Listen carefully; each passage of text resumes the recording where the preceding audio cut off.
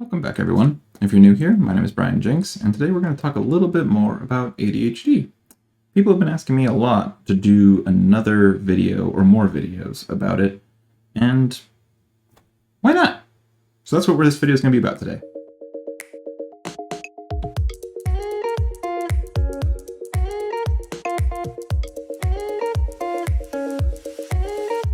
And just for general updates for the channel, because I've been really busy lately and have not been uploading very much, I have new equipment. I got new audio equipment. I have a tablet over here for instruction. And basically, when I do more tutorials and teaching different things, I'm a very visual person. I think this probably stems from the ADHD as well. I need to see things in front of me so I don't have to hold concepts in my head sometimes. So I have this tablet to help drawing and diagramming things live. So I'll be using that likely more in the future to make instruction a little bit easier for people like me. Also changing the camera angle so it's like down lower so you can like see me like this, because now I don't have to like sit up and hurt my back the whole time. So this is actually a comfier position for me.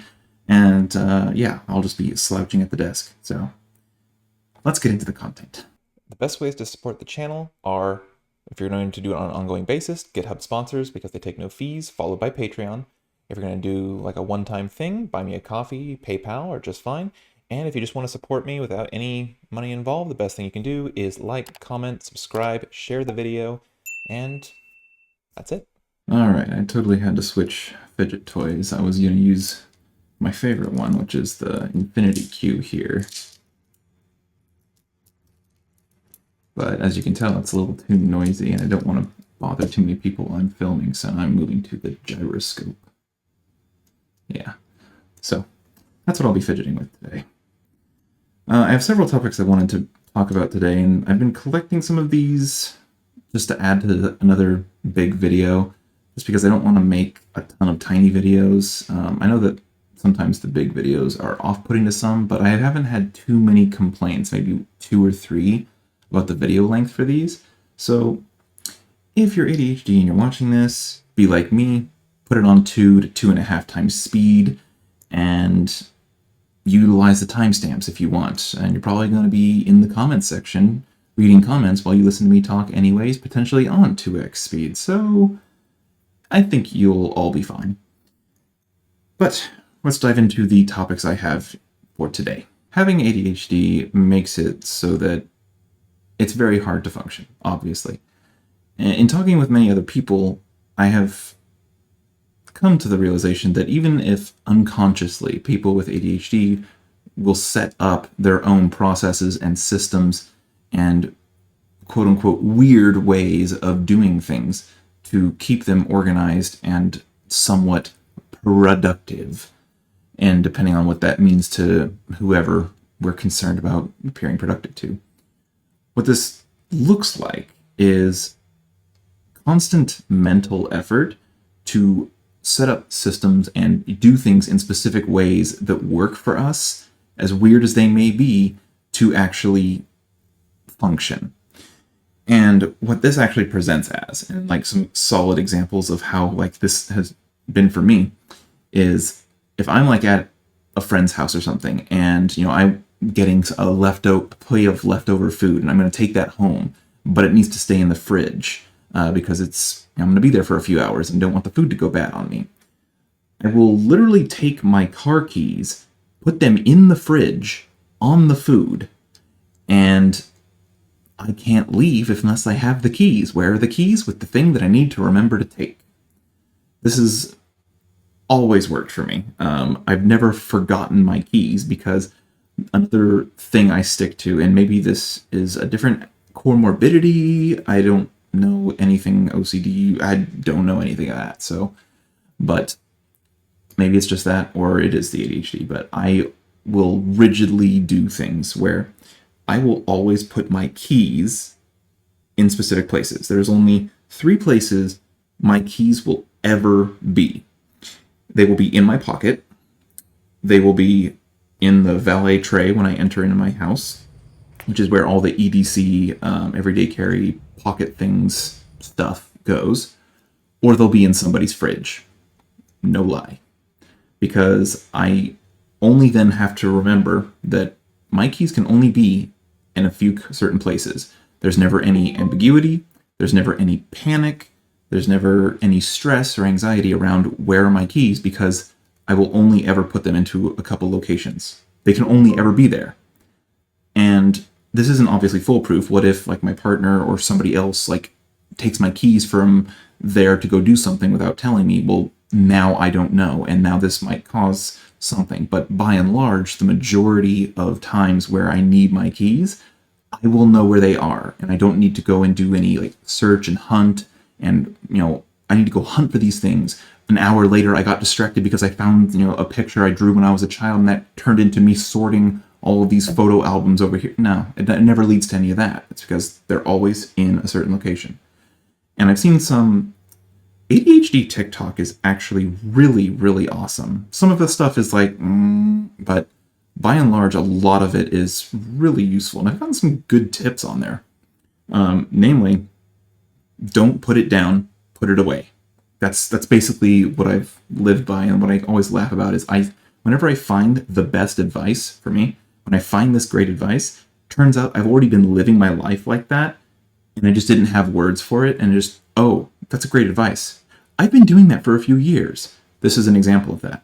I don't put things down, I put them away. If I'm handling something, I don't just put it there and then walk away from it. I will always expend the extra effort to go and put it in its location. Everything has a place, and a place for everything. And by doing that, I never, ever, ever lose anything. I will always know where things are. And like 98% of the time, I find exactly what I'm looking for, where I expect to find it. So this is a very effective strategy that I've had, is take what you have, put it away. Don't put it down, put it away. Have a place for everything and rigidly stick to it. My keys will only ever be, the way I expect and live my life, my keys will only ever be in my pocket, in the valet tray, or in the fridge.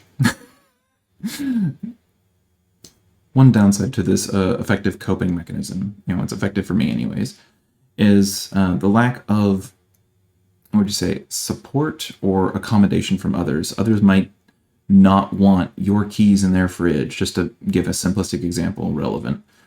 But though people do not understand that I have to do things this way to have the same outcome.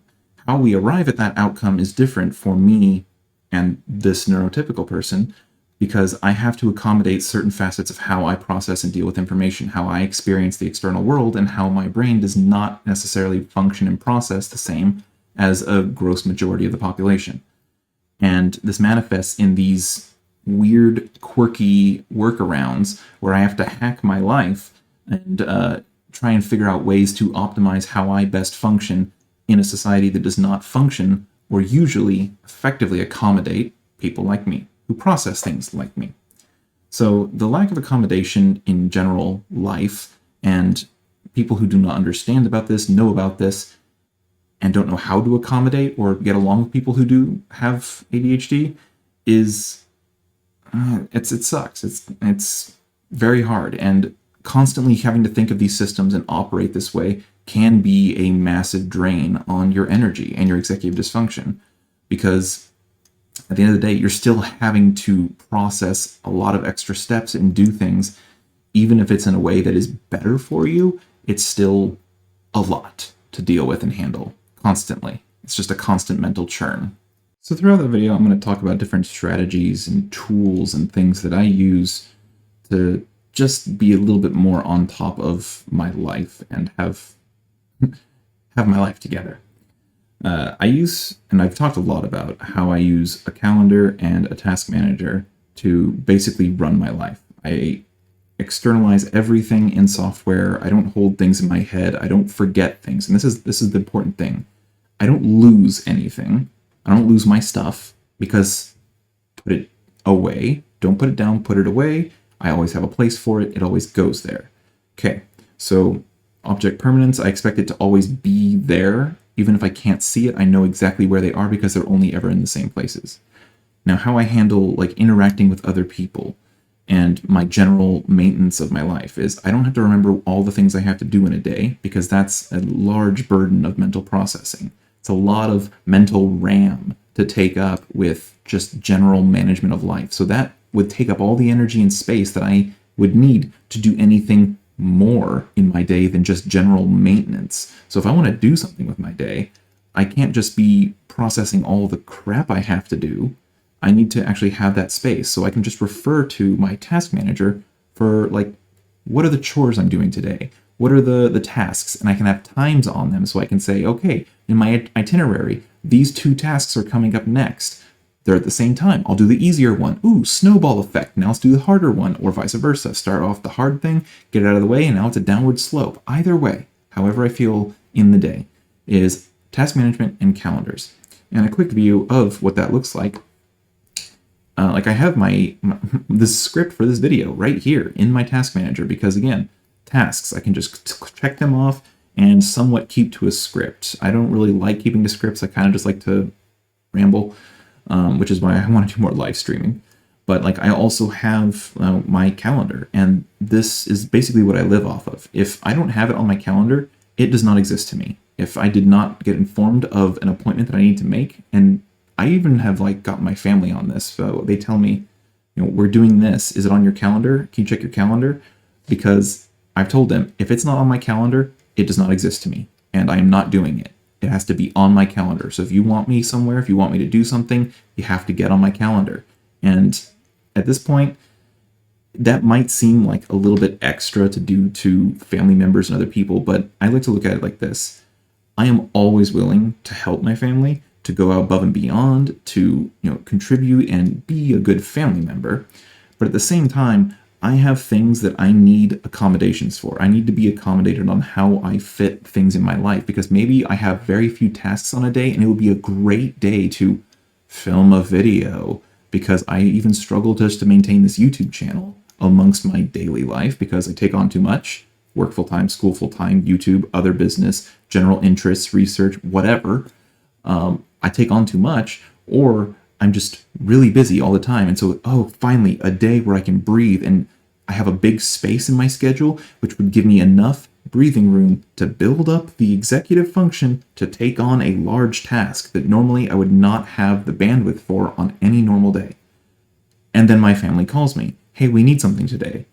That might, trigger irrational anger, just because, like, I had my perfect day, and then this came in, and it ruined my schedule, and they took out my time.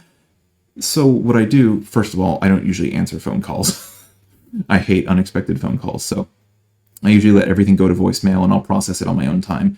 I've also told my family that usually if you wanted to really get a quick response to me, text messages. Usually that's because, one, I will just respond quickly to a text message. I might not have the time to do a call, especially if I'm working. I work from home, so don't call me during my work hours. I might be in a meeting.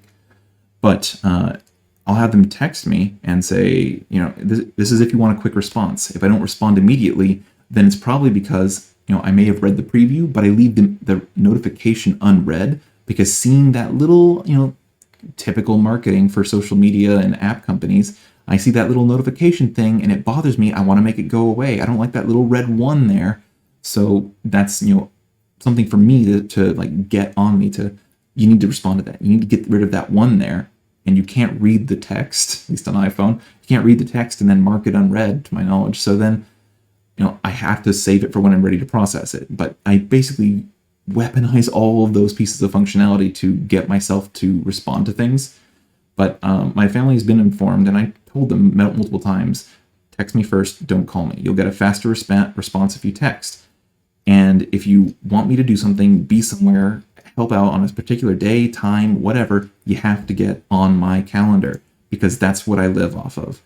This is my brain. So if you are not on my calendar, if you don't have an appointment, I'm not there. I'm not doing it. And so this may seem a little extreme for some people, but I have to be accommodated so that I can effectively, live up to my responsibilities, tackle the things that I need to do, have to do, really want to do, but the things that I just want, out of interest, like things that I enjoy, even that sometimes takes effort to get into, just to do the things that I want to do. and not just the things that I have to do, my obligations and responsibilities. So if I have a perfect day or something, and I don't want unexpected scheduling things to come up. I don't want hey, can you be here in an hour to help me with this? No. I did not have an advance notice. It was not on my calendar. It does not fit into my expectation for this day. It's not going to work. And I almost take like a business approach to my time. My personal time is, not as bad as like, hey, let's schedule this next quarter. But like, hey, give me a day, give me a couple days notice so I can prepare and like move my week, my schedule around. Like today, I'm going out with some friends. I have my film this video. I had some stuff to do, tasks earlier. I have some things I might want to do later. And I move these blocks around all the time. And if I have an expectation for the week that the week is, I sparsely put some tasks here and there when I have the energy to process them. If you want to get on my schedule, I have to place that event on a particular day. I might need to move some of the tasks around, rebalance the schedule.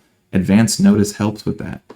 So they're all on the same page now, and basically they know that I'm always willing to help, but you need to meet me halfway and accommodate me for the ways that I process information, deal with communication, and manage my life, because that's the whole thing. People might see this and think, you are so rude to your family. You don't just drop everything you're doing to help. You don't respond to phone calls.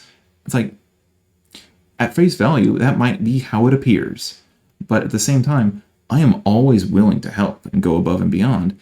The whole point is that meet me halfway. This is how I have found best to manage my life, to balance my responsibilities, the obligations I have as a functioning member of society, and as an adult who owns a house, has pets, a job, and I'm working on my degree.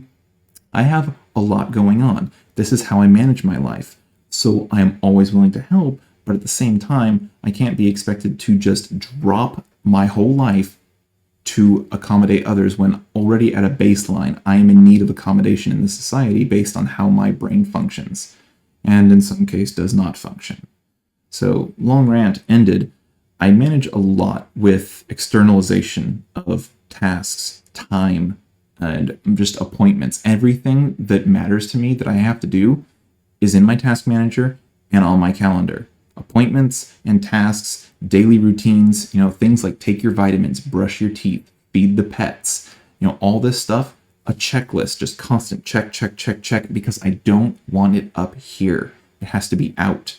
And in that way, this is my source of truth. I never wonder if I forgot anything, because the minute I have to remember something, don't put it down, put it away.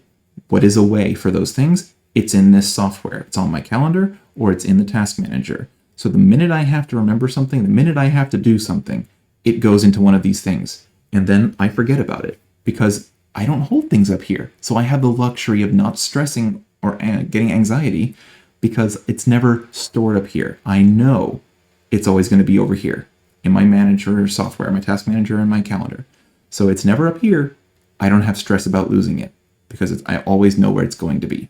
Another benefit of doing my tasks this way is just centralization.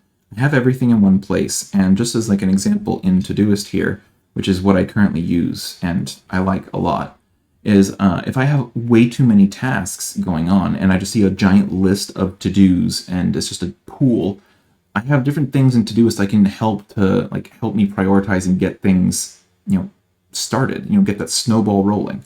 So like I might say, important task,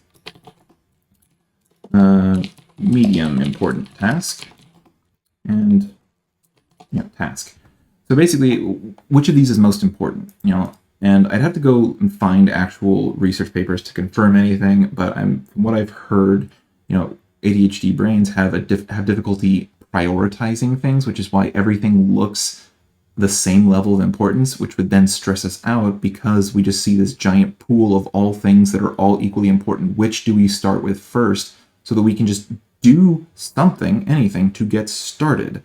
So what I tend to do is I will prioritize these tasks. Well, you just said all that. How do you do that? And what I might do is I might just say, what are some of the easiest things to do here?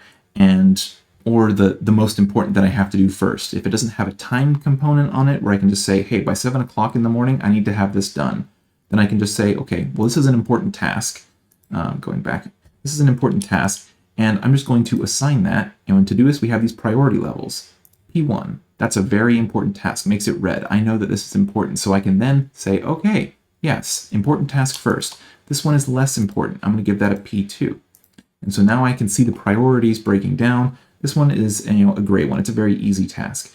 And in Todoist, I can sort these so that they're sorted by priority level, different things like that. And so I'll use the software to help me break things up, prioritize, and just be more effective with large groups of tasks, especially for projects. And what this also kind of looks like is just my general way of approaching tasks. Like you can see on the screen here, is I sift, chunk, line up, and conveyor belt when it comes to tasks, emails, or anything that builds up and becomes overwhelming. Because right now, if any of you have emailed me, you notice that my response time on emails is really crap. I sometimes, right now, some of my emails I haven't responded to, and they came in a month ago.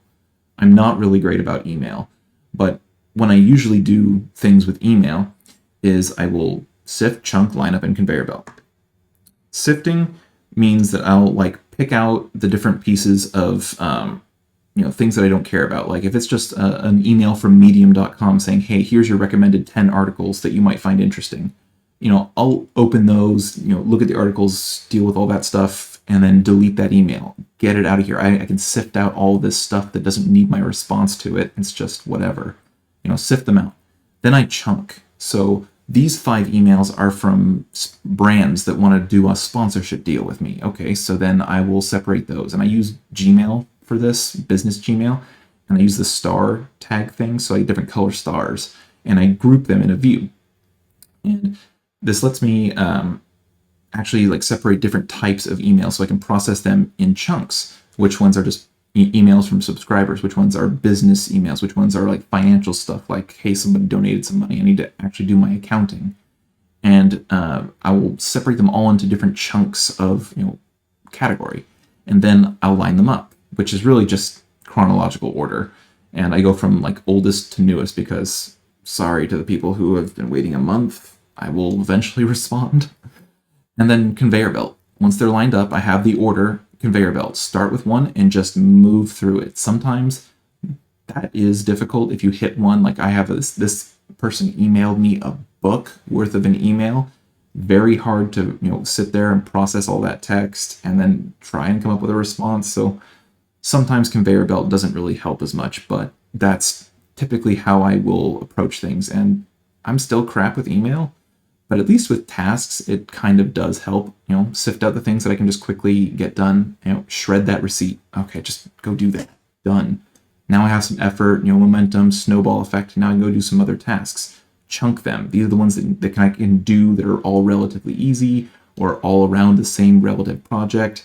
Line them up. Which one am I going to do first? Maybe do that priority thing in Todoist. Line them up. Conveyor belt. Execute, execute, execute. Finish those tasks. And that's kind of my approach for most of these things, all the little granule type of things that build up on you. And I need to, sift them, break them down, separate them, organize them, and take them piecemeal. Otherwise, it just looks like a giant executive function mountain to climb, and I can't manage it. And another point about the calendar is having all of these different blocks of time means that as soon as this little line telling me where I am in my day, as soon as I'm in a new block, I can have my tasks on here. And this isn't just appointments, but it's also sometimes just tasks or very large executive function tasks where I think this thing is too big to take on, even if I broke it down into smaller tasks. Have you tried a checklist? Obviously, I've tried everything. And I will sometimes put tasks on my calendar just so I can see that when this little line reaches that task, I know that, okay, for the next 30 minutes, I am working on this task. Whatever that looks like, whatever I get done on it is just, that's all I need. Because, and this is where a lot of my software development stuff and things we do at work actually comes in handy. MVP, Scrum, Agile software development. Basically, what is the least you have to do to get something that is good enough and just works? The MVP, minimum viable product. And that's what I've been trying to apply to my life in general. And it's very helpful because I'm also kind of a perfectionist and I want things to be perfect. I need to get all the tools, all the best craft supplies before I can begin the project, the craft. I do it for 5 minutes and I'm done with it. Or I need to have all of that before I can begin. No, just begin, do something, and then improve it as you go. And this has been incredibly difficult. And I just finished my first real production Python application at work. And it took me still several months, multiple sprints, because I kept not sticking to that philosophy. And now I finally got things to a point where I could stick to that MVP and get it done. And it felt really good to finally have a stopping place and to feel like, okay, this is the minimum viable product. It's not supposed to be pretty and polished. It's good enough. And I try to apply this to like things in general, which is just for 30 minutes, just do things on this task. And whatever that looks like, just get it done. Because then what often will happen is, oh, okay, momentum, we're in the groove. And you then continue on with this task and you get somewhere with it and you just keep going. So you may have booked a half hour, but maybe you ended up finishing the task and going for an hour and a half because of hyperfixation. But the problem was just getting that starting energy, getting started, context switching into that, tackling that large executive function mountain. But having it on the calendar just doesn't say like, here's a checkbox of this large task. Even if you broke it down, now you have 50 small tasks breaking this thing apart. And now you're just, I can't prioritize, so I just see 50 tasks of equal importance, and now I'm even more stressed out. Well, if it's just a single thing on your calendar, well, now you can just say, oh, so for the next 15 minutes, 30 minutes, an hour, the only thing I'm working on, focused on, thinking about is this. Then do something, anything, progress, forward steps, motion, momentum. Get something done, and now you've actually gotten started. And now the snowball effect can come in. You can actually continue on and get something done and progress. And this has been incredibly helpful for me, especially with like time blocking, because thanks to time blocking, the first time I tried it, I finished a task I've been sitting on for 6 months, which was ordering the engagement ring. Yeah, so very useful. Very happy that it helped with that. But it's also a great strategy to actually time block your tasks sometimes if you need that additional push for executive dysfunction. A great application I discovered recently, I forget where I found it. It's called Medisafe, I believe. Let me look it up here. Yeah, Medisafe. And it's a free application, especially if you're using it for like personal use. It's like, I don't really go too crazy with it. It's really useful if you like have a bunch of family members living with you, elderly family members, people who are on a large amount of medication, and you need to make sure that everyone always takes all their meds. So you can always see where I'm going with this, is that routines and things are helpful, but also sometimes really invasive reminders are very helpful. So I'm just going to have the app shown on the screen right here. But what I really like about the application is on a single day, it'll tell me what I need to actually take. And as you can see, I woke up this morning, I took my Concerta like I'm supposed to. And when it prompts you for your take your medication, it'll say, skip, if you want to skip a dose, take your medication, and it'll say like now, or set a manual time. Basically, you can tell it when you took your medication or reschedule it. And then I can say that in the afternoon, I'm going to have to take my Ritalin. And what I really like about this is I can just say now, I can just say, no, take it now. Or when this will actually remind me to take my medication, what I really like is that you can authorize it to send like emergency notifications. And what I like about that is that if you ever had those really, obnoxious sounding Amber Alerts because they're important, they need to grab your attention, it's kind of the same thing, but for your medication. And this has worked wonders for me because this thing will go off and it'll just be like, "Argh!" Like, whoa, why are you screaming at me, phone? Because I literally always keep my phone on silent because I never answer phone calls anyways. But it makes a noise. And the fact that it's the only thing that ever makes a noise, it reminds me, oh, I need to take my medication. And it's just really obnoxious and in your face. So much so that I actually remember to take my medication. Before I show you how the great effects of this, let me show you some more stuff about the app. Not sponsored, just a great app. It's free too. At least for what I use it for. Like you can actually add dependents or friends. I don't know why they're doing friends in a medication tracking app, but so you can add your dependents and other people so you can manage medication for family members. But, I click medications and you can actually add new medications. And what you can also do is like say, you can see that, my Concerta looks like a red, oval looking thing. You you can change the color and pill size of these icons to be more in line with what your medication is, to again help you better keep track of it. You can also tell it the stock, so every time you take a dose, you can see like, okay, I have 39 Concerta pills left, and so this will actually help me because you can set a timer. Hey, when I reach 7 pills, call to get your medication refill. Because, getting a medication refill for a Schedule 4 controlled substance medication for ADHD is a royal pain, at least here in like America. So I have to call like 3 days in advance at least to have them pack my meds, and then I can only pick it up on like the last day of my prescription because of it being a controlled substance. So basically it's just a royal pain. But this actually is helpful to keep me on track to remember to do those very critical components of my medication adherence. And yeah, there's a lot of other things you can look at in here, but honestly, just having the obnoxious reminders for the medication is incredibly valuable and useful to me, because then I can go through and say, oh, yeah, I didn't take my medication yesterday. At least I don't think I did. And then, yeah, and it'll tell you. And then one of the greatest things about this is that it will also eventually, at the end of a week, email you about your medication adherence. And let's see what my last one looked like. So Medisafe will actually email you a report on your week's medication adherence.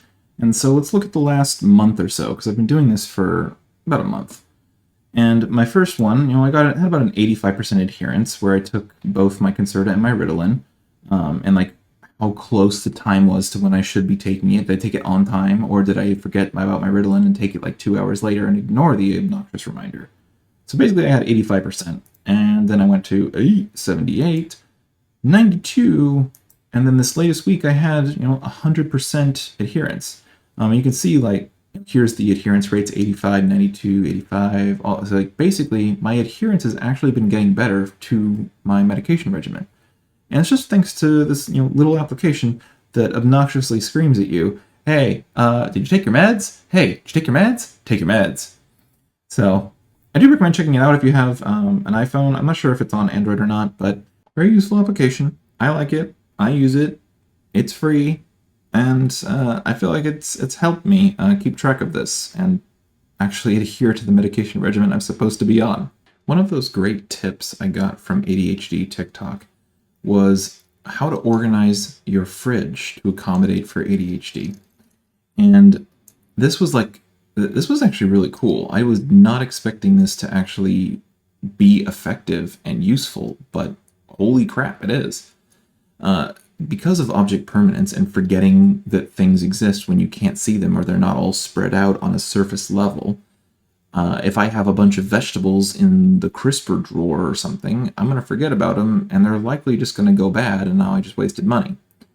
Now, this tip was really cool, and it was, inside your fridge, take all of your condiments, all of the stuff like your ketchup, your mustard, your sauces, and all this other stuff, put those in the drawers, in the places where you can't see them.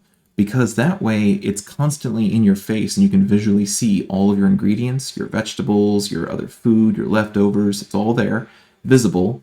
You can then, yeah, I need to cook those vegetables. Because you're more likely to say, oh, I want some ketchup for this dish, or I need some tartar sauce, and go and get the condiment from the drawer. Because the condiments are kind of, they're always there. So it's kind of like my other rule is put it away. Even if I can't see it, I know it's always going to be there. So in that way, you're more likely to go hunt down, open a drawer, and find the condiment than you are to just open the drawer and remember, oh yeah, I have vegetables I need to cook. Versus just, I always see the vegetables, therefore, yes, I can make those vegetables now. This would really use a vinaigrette. Oh, yeah, I can go to the drawer, grab the vinaigrette. And this is a very useful tip, and we applied this in my house, and it's been really nice. It hasn't been like life-changing, but it's actually been really pleasant. I think I actually let vegetables go bad a lot less often now, which is nice because I need to eat more vegetables. Another really cool thing that I've taken advantage of lately is smart homes. So I've recently made the entire house a smart house, and I have several Echo Dots and smart lights and other things, and it just makes a lot of things a lot easier.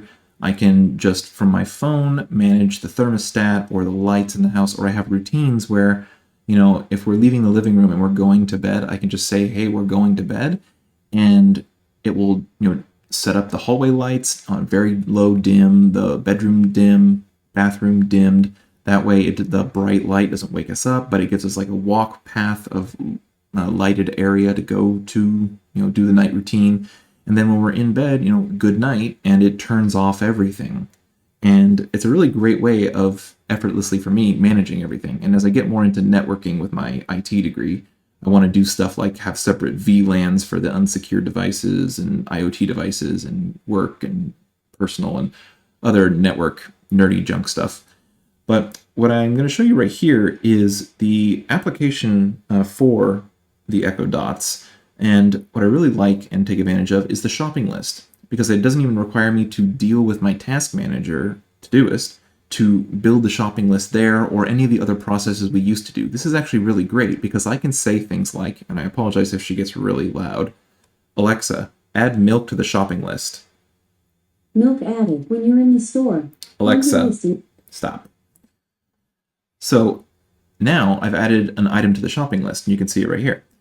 What is also really cool is that it will group these items together. So for instance, dairy. And in this way I can say cheese or, milk or anything else, and it will actually group them by sections too, which is something else that we did, is that, this is probably just, again, a weird presentation of my brain, is that when I build a shopping list, I would organize it by a circular route and then in and out through the aisles until finally checkout, and organize our items based on where I know they are in the store so that I could have a single endless or seamless route through the store until checkout to maximize efficiency in this route planning of, we're in bread first, so all bread things. Then we move into meat. Then we move into dairy and doing that. So this actually helps facilitate that with no extra effort. I just say what I want added to the shopping list. Bam, it's right here. And I can check it off in the phone. No additional notes, no apps, no anything else other than this. And I can do it all with voice. So this has been a very helpful thing. And now I can just say, hey, I already got milk done, and tap it off in the store. I actually ordered furikake already, so then done. There we go. Shopping is done. And that is just a really great way of managing some of these things, is just quickly get it out of the head, give it to the voice assistant, and now your shopping list is ready to go. And the last tip I'm going to bring up at the moment is Apple Watch. I mean, I'm not a big fan of Apple because, I dislike Windows a lot, but even Windows is starting to get a little better with some of the things you can do, Windows Terminal, Power Toys, and various customizations. I still don't like the operating system. I like the Unix-based operating systems for anybody nerdy enough who understands what that means. But for the things that still need a very normal type of, operating system, Mac or Windows, I've chosen Mac, obviously, but I still really prefer Linux. And I'm just going to make like a year into having a MacBook kind of a video. I'm a couple months late already on that, sort of shocker. But I like Linux far better. I dislike Windows, but Mac OS and Apple in general is still a royal pain. But some things about the ecosystem are really nice and convenient. AirDrop is amazing between the phone and the computer. But the Apple Watch is also really nice. If the battery wasn't so... God, the battery sucks. It's dead after like a day or two. But I believe the heart reading monitor on this is actually really, really great. But what I really like about the Apple Watch is that it syncs to Todoist. So if I have a task with a due date, it will pop up when it reaches that date and time. And just like the medication reminders, and including the medication reminders, is that this thing is really great for quickly and annoyingly getting in my face about things that I need to do to keep me on track to do those things. So I can just quickly be like, on my watch, check my tasks, go there, yep, check, and actually get through my tasks somewhat easily, just right here. It's all I really use it for. I wanted to try it out as, a piece of tech equipment because I love equipment and tech. And it's been, somewhat helpful when the battery doesn't die on me. So I just keep the little charger, the wireless MagSafe charger thing for both this and my phone next to my bedside table. And I just charge both things at night usually. And it works good enough.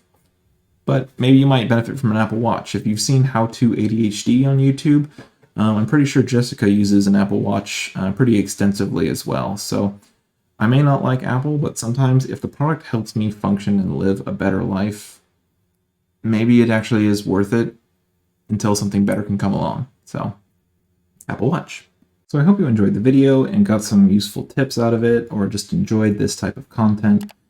It's been on my list to do more ADHD videos. I need to figure out what I want to talk about and how I want to talk about things. I definitely have a lot to say about it. As I've been more aware of things going on in my life and how I respond to things, it's been enlightening exactly how much I actually do struggle with daily life. I always thought it was just, this is normal, this is my normal. So expect some more of that, and people seem to really enjoy the ADHD content, so I'll be making more of it. I also want to do more programming type of videos, especially people who are ADHD and want to learn programming, or just want to learn programming. But yeah, hopefully you enjoyed the video, and a big shout out to all of the sponsors and patrons who support the channel. Thank you everybody for supporting the channel. This is what makes it worth doing. I'm really appreciative that people really enjoy the content enough to support it and support me making it. So thank you. And with that, I will catch you all in the next one.